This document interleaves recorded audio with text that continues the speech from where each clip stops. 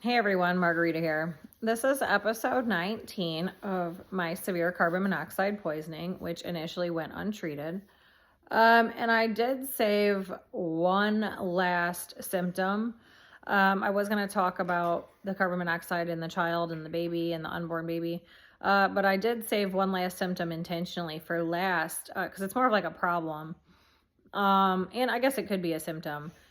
But it's going to affect any long-term injury, chronic illness, or permanent injury of any kind. It doesn't just pertain to carbon monoxide and or brain injuries. Now, loss of sex drive completely or partially or just reduced sex drive, that is a huge problem for someone who has that extreme of an injury.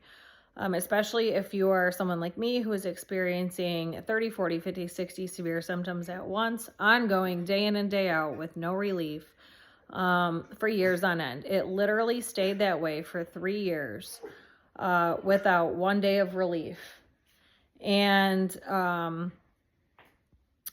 so when you're in that state, you are not thinking at all about sex at all. You're not thinking about any of it. You're trying to figure out if you're even going to live through each minute, through each hour, through each day, each week. So I guess it depends on that point where you're at in your injury, but it can pertain to minutes and trying to keep yourself alive minute to minute, hour by hour, day by day, week by week. Maybe you can look at it as the course of a month. I'm 7 years in. I still look at everything try to look at it over the course of a week. I do have significant re-injuries, re-exposures. So when you're still trying to piece together daily functioning, you don't have daily functioning. You're suffering in an extreme manner, especially back when I was suffering that significantly. I didn't even know if I was going to live or not. So if that's, your situation, you don't even know if you're going to live. You're definitely not thinking about sex at all. Now, in my situation, I didn't have a proper support system. I had no support system whatsoever. I had nothing but chaos in my household, screaming, yelling. It turned into my older kids were doing this as well. They eventually got turned against me slowly over time. And part of that was due to my mother's manipulation in the background. I had no clue initially that she was doing all this. This is what had caused her crimes to become fully known that had been going on all these decades. Was my injury and what was occurring with my older children and my dad during all of this.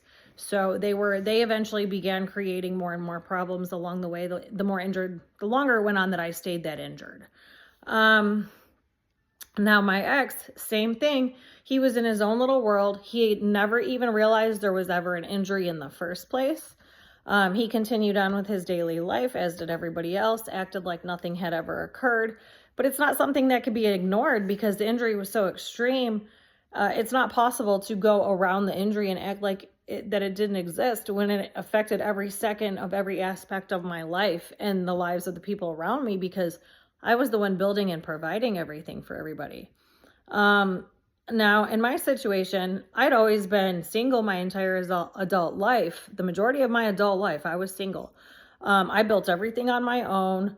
No one helped me. Usually it was the opposite of help. Now, I've dated some people here and there. It was never anything too serious. I always kept everything on my own. And that's basically the way it stayed. I was pretty much single my entire adult life, and there's numerous reasons for that way before my injury.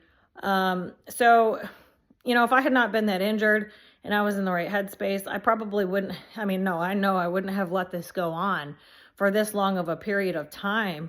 I was just so injured. I couldn't even advocate for myself or communicate properly, and things were just so messed up. And I was scared to lose that base amount of financial support, which was not really all that much. I was making my ex deposit a certain percentage of his paycheck every 2 weeks, direct deposit in the bank account to go toward the bills. And it really wasn't even worth it, what I had went through and what was going on in his actions during all this and what his actions had caused. I would have been better off doing it by myself because I would have recovered a lot faster looking back over the situation.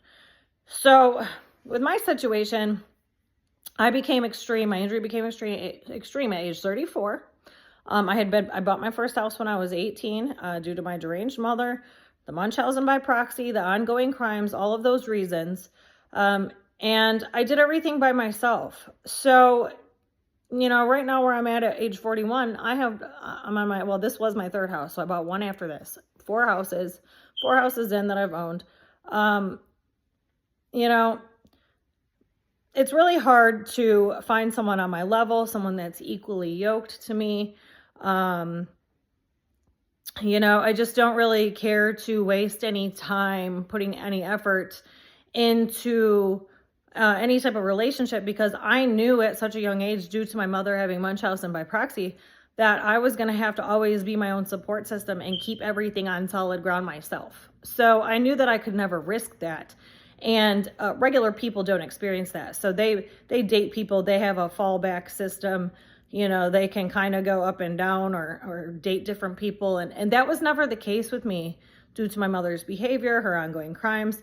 And then she would try to control things. I was never really allowed to date anyone. Even as an adult, she would insert herself in things and blow things apart and cause court situations and police situations. And I was better off staying alone, even though we had no contact during any of this time. I was completely separate, off on my own, in my own home. This was still running in the background, and it was this injury that caused all this to become known. So with me, I was always focused on my money. I was always focused on chasing the bag, building and providing, making sure I never fall back, making sure that I'm always able to provide everything that I want in life and more.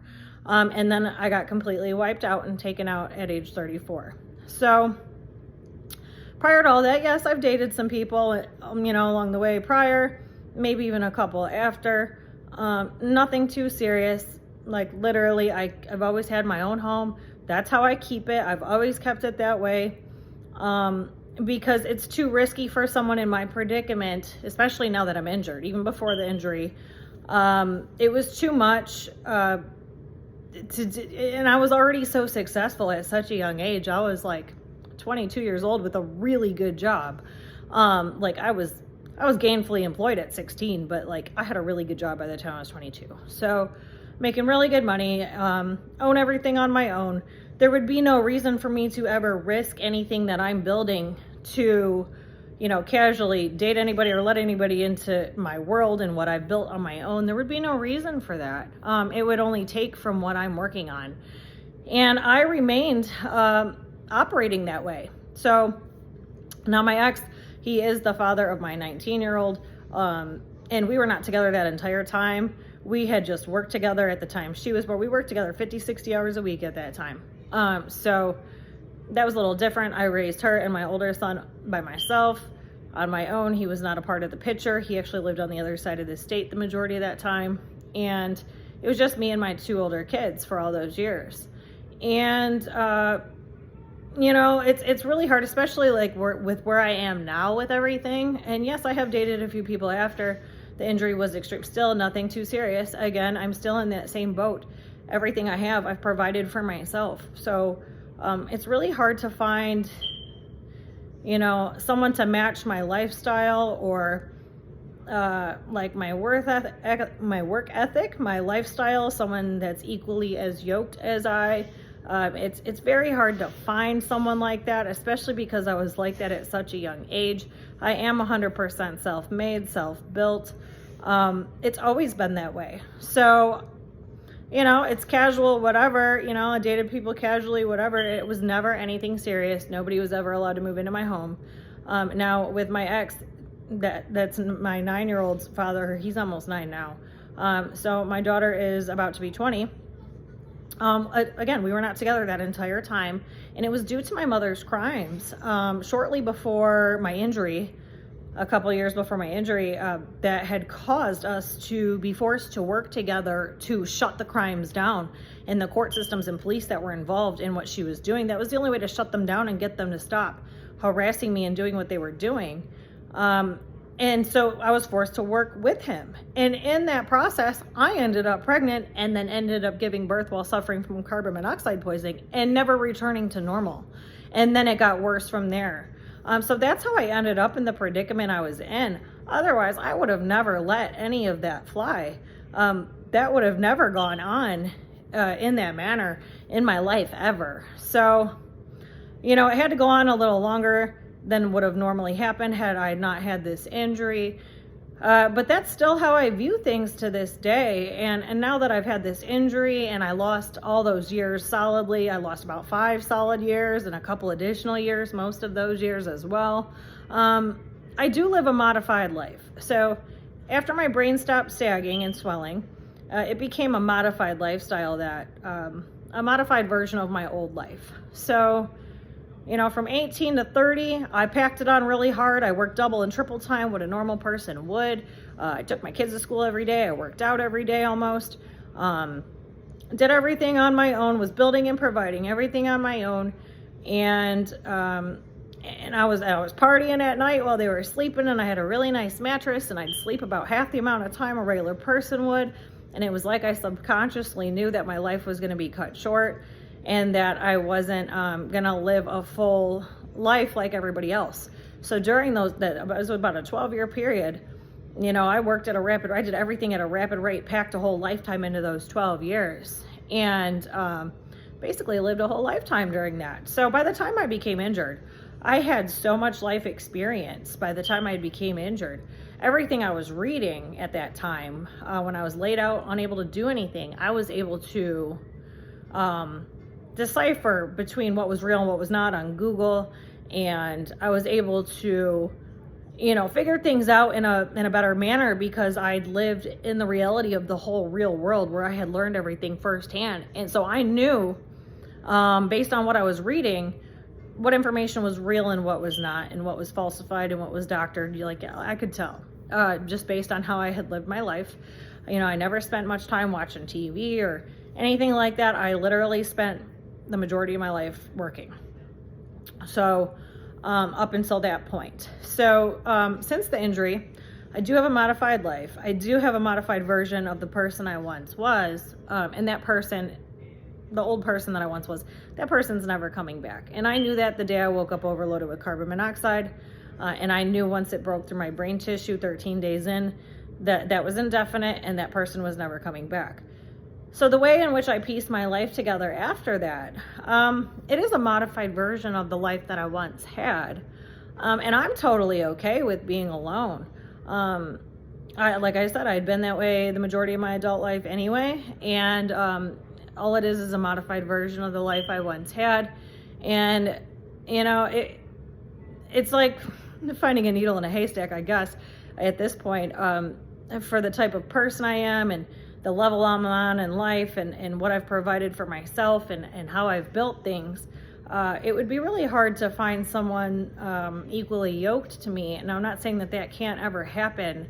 It's just harder to find for someone on my level versus a regular person. So I guess if the circumstances were right, in the right predicament, that could happen sometime in the future. But I don't generally date people. I don't give out my number. I don't have time for it. I'm very busy, or I'm resting. I'm very sick. I'm chronically sick. A lot of times I have exposures. I'm laid out. A lot of times I have to shelter in place still. So my life is very modified. And I do need future treatment going forward. So in the event I receive quite a bit of future treatment, things could get a little better, definitely. And I'm surprised I even made it to where I am today, based on where I was initially during all this. So, with my situation, I ended up bringing in several mental health professionals. The only one that matters is Charmaine. She's the only one who helped. And she is the one who removed my ex from my home. So, I had brought him in there 2 times, I believe, prior to the day that I brought him in there. After seeing her for about a year, every Sunday I would go and I'd see her. And that's still the case today because the crimes are ongoing. She's going to stay involved as long as the crimes are ongoing and my mother is walking around free. So I brought her in, and then I brought my ex in twice, and then I brought him in a 3rd time. And you could tell he was just so far gone from the reality of this situation. And there was just all this screaming and chaos and ongoing, carrying on, every day, arguing, fighting. He wasn't even comprehending there was an injury. I'm completely laid out, could barely stand up. And she could tell he was in his own little world and that he was not coherent to what was going on whatsoever. And she could tell he was doing quite a bit of drugs and or drinking. She is a drug and alcohol abuse specialist. She has that like specialty certificate for that. So, you know, she recognized that probably sooner than I did, because I had known him since we were teenagers, and I was so far gone in my injury and so sick that I was not paying attention to any of that. All I knew was that, like, I'm not getting the help that I needed. I'm very sick and I may not live.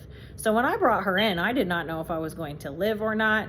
My household was in extreme chaos due to my mother's crimes, due to my ex's actions during all this. And I have a toddler suffering from the same. So she saw right away that his mind was somewhere else. And as soon as, I mean, he was in there, it was not even 10 minutes. And he's going, she won't have sex with me. She won't have sex with me. And that's all he could say. And I'm trying to say, like, are you even aware there's an injury? He's just going on. And finally she looks at him and she's like, you know, I think you should move out. And then the next day he did. Within 10 minutes, he had left the office. He was gone. The next day he moved out. You know, she did not even consult with me on this whatsoever. I don't even know how she configured I could afford all this. Like, my bills are pretty high in the house that I live in. And, you know, at the time I was still trying to tell her who I used to be before my injury. So when I brought her into this, I needed her to know who I used to be before the injury, so she could, because I knew that person wasn't coming back, and I didn't know if I was ever gonna have any type of quality to life, because at that point I had zero quality of life.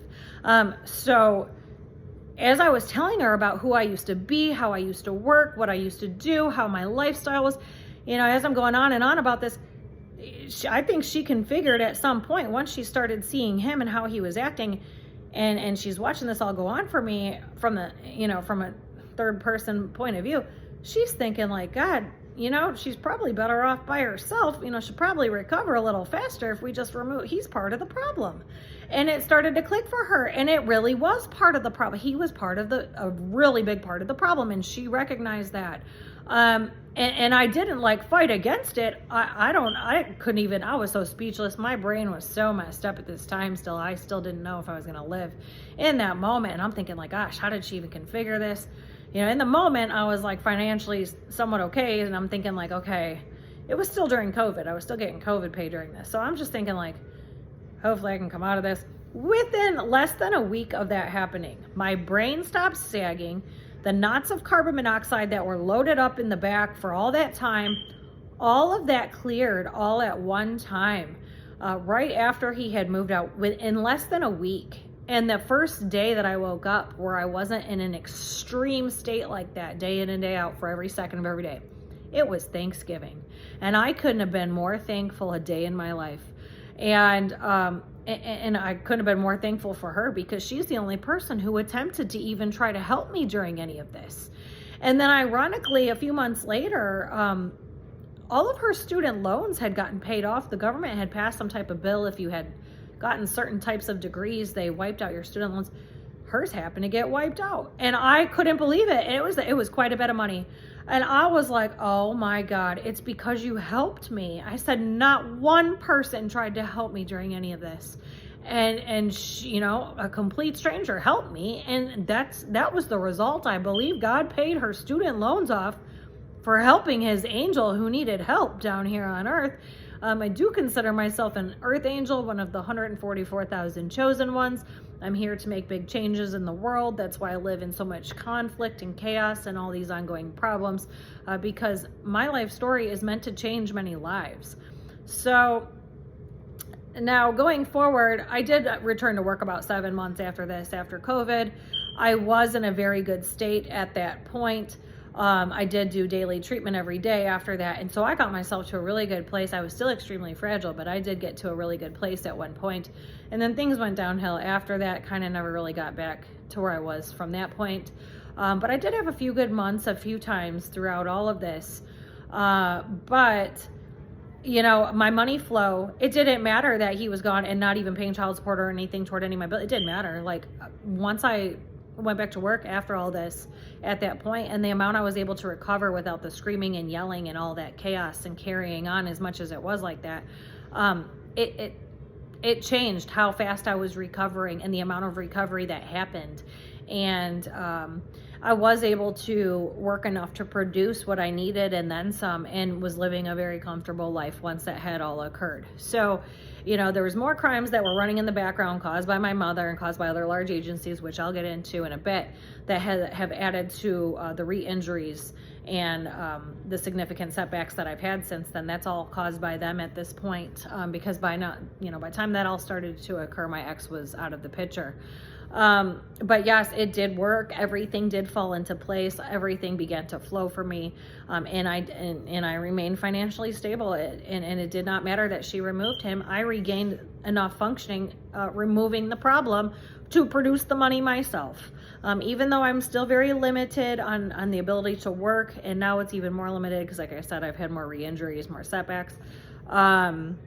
I do live a modified life. I will probably always live a modified life. It's never going to be what it once was. I am okay with that. I am totally okay with being alone. You know, I pretty much only like date soulmates. I know that sounds kind of odd. But you know, everybody has numerous soulmates of all different types of levels. And, you know, if I'm going to actually date someone seriously, I pretty much only date soulmates.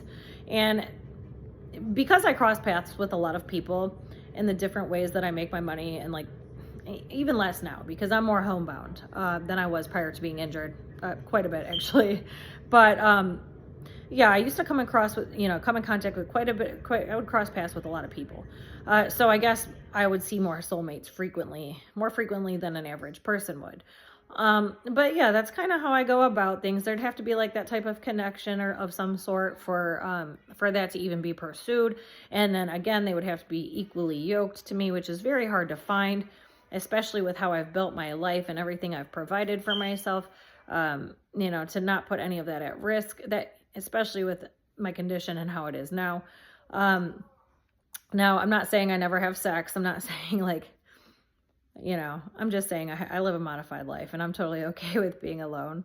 And I can do whatever I want. And I'm not saying I'm a hoe either. So we'll get more into all of that and why part of it is the way it is, or why it was the way it was, like, because things are changing as I'm going along, and what's going on with my income and how I produce it. Things are changing as this is all going on. So, you know, I just try to keep it all very private because I am a fairly private person. I don't generally invite people into my life or my home or show anyone what I have. And there's numerous reasons for that. Like I said, I've done everything on my own, and I live an above average lifestyle, and you know, most people do not, especially as a single individual. So we'll get more into that on a separate episode. But I know there's a lot of people out here suffering with very severe, very chronic injuries, permanent injuries, who seem to maybe be more codependent or maybe not as confident, and that's what's worrying them or scaring them from wanting to leave their partner in the event they've been severely injured or permanently injured. And I just want to let you know, like, if you're in that boat, you can do it. You don't necessarily have to have the other person. It's only going to make you stronger. If you're having significantly more arguments with your partner, or you're having, you know, I guess you could say more bad days from whatever injury you're suffering from due to the arguing or the partner's actions, and the partner just doesn't seem to understand, or the situation seems to be getting worse instead of better as time goes on. It's kind of a huge red flag that you probably don't need that partner in your life. And if you were already having those thoughts and thinking those things along the way, long before you found my video, you should most likely leave that partner. That's your intuition talking. So, you know, I know there's some good partners out there who end up having their partners back when all of this happens. I'm not saying that happens 100% of the time, but, you know, that does happen. And, you know, there's a lot of bad partners as well. But there's probably more bad than good, honestly. So if you're in a position where your partner's forcing themselves on you, and you're in this boat and you're very sick or injured and that's what's going on, that's not okay either. There are helplines for that type of thing as well. So, I mean, I think you can just Google them. They probably pop up at the top of Google. That's not okay. There is shelters you can go to if it's something that extreme, if the abuse is that extreme, or if you're worried about having a place to stay or paying the bills. There are ways around that. If you check into shelters, there's ways you can get housing vouchers as well once you're in a shelter for X amount of time. So there's ways around that if you're more of a codependent type of person, or just for some reason don't think you can do it without the other individual. And maybe you're like me, maybe you don't have a proper support system, or you don't have anybody to turn to that you can rely on, or share bills with, or live with, or be a roommate with, or whatever the case may be. Because I definitely don't want somebody jumping into another situation that's going to be just as harmful, or worse, or worse than that, get human trafficked, because you thought you could trust someone, and you're being too trusting, looking to try to get through this injury, thinking you just need someone to help you. There are other ways around that. So, if that's something you're already thinking about, and you're having a really rough time, there's ways to go about it. Try to get as much assistance as you can. There's those shelters will help you find all of that. Or like I said, just find like a long-term friend, someone that you trust, maybe someone of the same gender as you, so it's not so, risky. I wouldn't jump into anything with the opposite sex and trying to share any bills with anybody like that you just met. If you are in that boat, and the sex problem and your injury is a big part of the argument, you don't want to jump into something equally as disastrous or worse. So, there's numerous ways you can go about those things. So if you just need to be told that you can do it, or do it, you can do it yourself, you don't need that person, or you're just kind of on the border, on the fence, you don't really know, and you're thinking you might want to jump and try it on your own, or maybe you can't. I promise, if you're having that many severe symptoms and that many issues due to the partner's actions, or due to the lack of sex, or whatever it is you're going through, you will be able to do it on your own. It's going to make things a lot easier if you just let that person go, remove that person from the situation. It will get better, I promise. If that's what you need to hear, I'm the one telling you it's going to be okay. If I can get through everything I did by myself, because my story is very extreme, and these videos are just the beginning. I probably have about 1,000 more videos to go. So, watch my entire story and then tell me you think you can't do it. If I could do it and everything I've been through, so can you. So I will be back with another one shortly. I'm going to talk about the baby and child symptoms of carbon monoxide poisoning next. And then I will go more into depth of all the things I've talked about in all these videos. So I'll be back with another one. Thanks. Bye.